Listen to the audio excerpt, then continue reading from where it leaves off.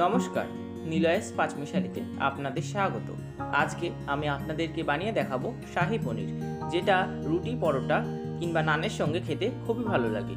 আর যারা এখনও পর্যন্ত আমার চ্যানেলটিকে সাবস্ক্রাইব করেনি তারা অবশ্যই আমার চ্যানেলটিকে সাবস্ক্রাইব করে রাখবেন। তো চলুন রান্নাটা শুরু করা যাক। শাহি পনির বানানোর জন্য এখানে আমি 200 গ্রাম পনিরকে ছোট ছোট টুকরো করে কেটে নিয়েছি। এবার সামান্য পরিমাণ লবণ আর লঙ্কা গুঁড়ো দিয়ে পনিরটাকে মাখিয়ে নিচ্ছি। এখানে আপনারা আরো বেশি পরিমাণে পনির নিতে পারেন আর নিজেদের পছন্দ মতো পনিরটাকে টুকরো করে নিতে পারেন। এবার আমি এর মধ্যে দিয়ে দিচ্ছি সামান্য পরিমাণ লবণ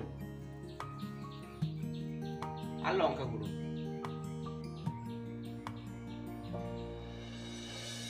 এবার লবণ আর লঙ্কা গুঁড়োটা দিয়ে পনিরটাকে মাখিয়ে নিচ্ছি।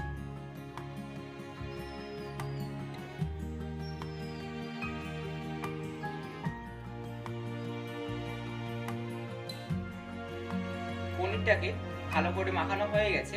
এবার কড়াইতে 2 চামচ রিফাইন তেল দিয়ে দিচ্ছি।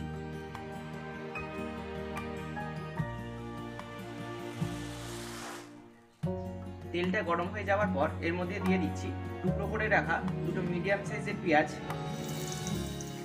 আর একটা বড় সাইজের টমেটো। টমেটোটাকেও আমি টুকরো করে নিয়েছি।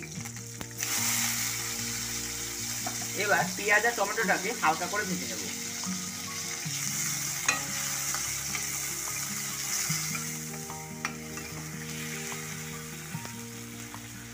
পেঁয়াজ আর টমেটোটা হালকা করে ভাজার পর এর মধ্যে দিয়ে দিচ্ছি 2 চামচ চাল মগজ, কয়েকটা কাজুর টুকরো আর 1 চামচ পোস্ত।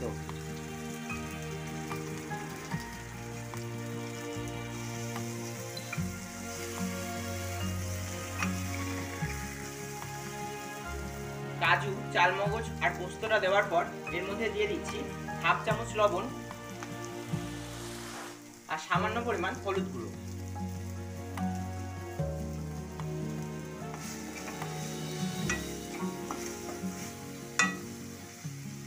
লবণ আর হলুদটা দেওয়ার পর এর মধ্যে জল দিয়ে দিচ্ছি।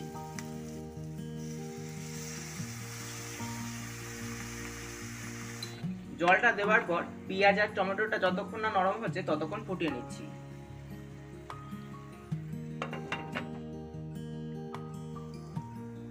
কিছুক্ষণ ঢেকে রাখার ফলে পেঁয়াজ আর টমেটোটা কিন্তু নরম হয়ে গেছে।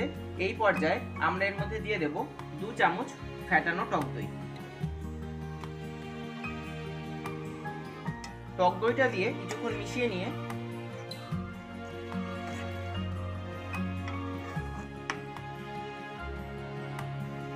গ্যাসের ফ্লেমটাকে বন্ধ করে দিচ্ছি।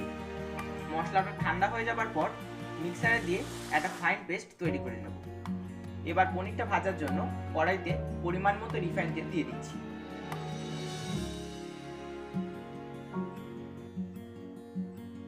তেলটা গরম হয়ে গেছে। এবার মাখিয়ে রাখা পনিরগুলো দিয়ে ভেজে নেব। পনিরগুলো খুব বেশি ভাজা যাবে না, এই পিঠ হালকা কালার চলে আসলেই নামিয়ে নেব।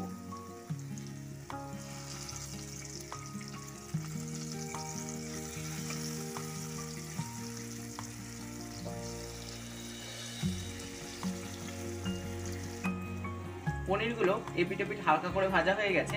এবার নামিয়ে নিচ্ছি।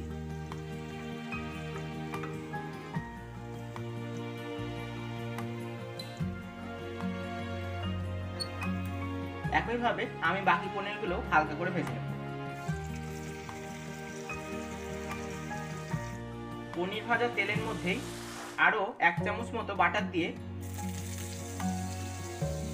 এর মধ্যে ফোড়নের জন্য গোটা গরম মশলা দিয়ে দিচ্ছি।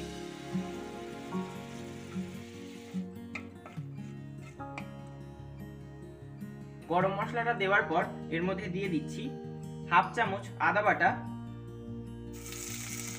আর 1/2 চামচ রসুন বাটা। আদা আর রসুনটা দিয়ে কাঁচা গন্ধটা না যাওয়া অবধি ভালো করে কষিয়ে নেব।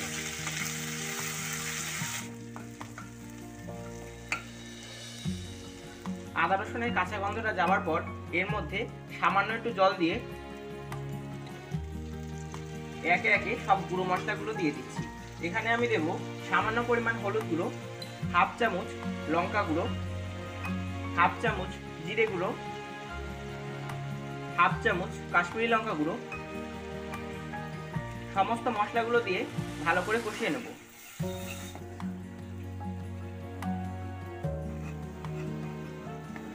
মশলাটা ভালো করে কষানো হয়ে গেছে। এবার এর মধ্যে পেঁয়াজ টমেটোর যে পেস্টটা আগে থেকে তৈরি করে রেখেছিলাম সেটা দিয়ে দেব।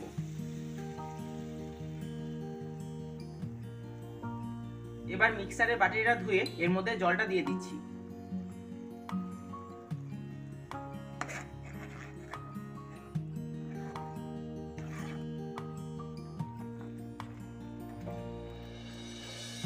পেস্ট করে রাখা মশলাটা ভালো করে কষানোর পর এর মধ্যে দিয়ে দিচ্ছি হাফ চামচ লবণ। লবণটা আপনারা স্বাদ অনুযায়ী দেবেন। আর 1 চামচ চিনি। এবার গ্রেভিটা থেকে যতক্ষণ না পর্যন্ত তেল ছাড়ছে ততক্ষণ কষিয়ে নেব।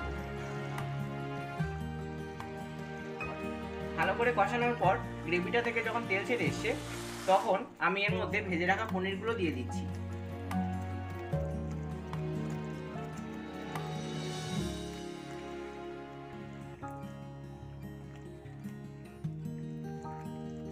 পনিরটা দিয়ে কিছুক্ষণ ফোটানোর পর উপর থেকে সামান্য পরিমাণ কসুরি মেথি ছড়িয়ে দিয়ে